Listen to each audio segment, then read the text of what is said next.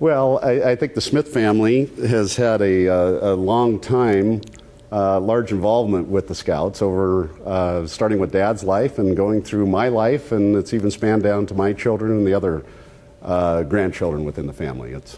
Art was always interested in the Boy Scouts, and he devoted as much time as he possibly could to them, always. I think every one of us see the values that the Scouts bring to anyone and everyone. And you know, a lot of people forget the Scouts, it says Boy Scouts, but it involves a lot of the girls within it. And it's just a special organization that brings wonderful values and great teachings to children. And that's the time of their life when they need to have those values installed in them. And we're so excited to always help in any way we can with the scouting experience.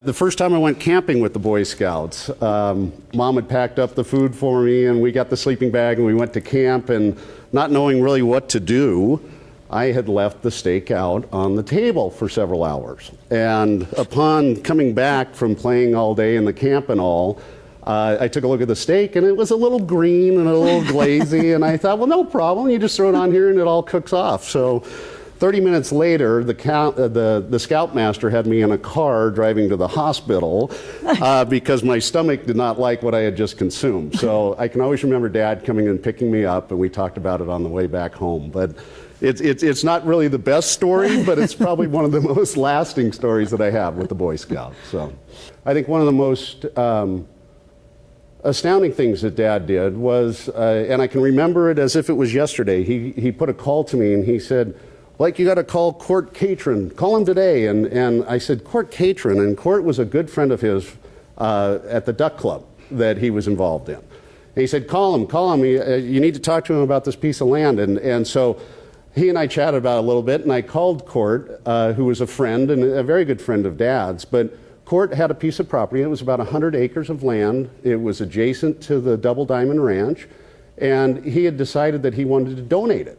And he was going to actually give it to a different charitable organization. And I reached out and chatted with him and told him all the benefits, and he was a Boy Scout too, and after a couple of months he said, you know what, I agree, I think that we should donate this. And so we went through the process. It took about 6 months to get it all involved, but it was donated.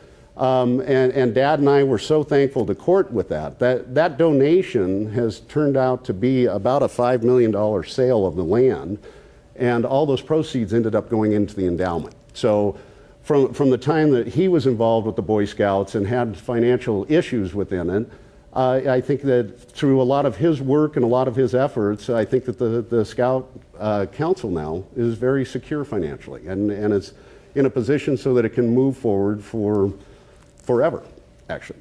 And we're very, and I know that if he was here, he would be so proud of what's occurring in the new building.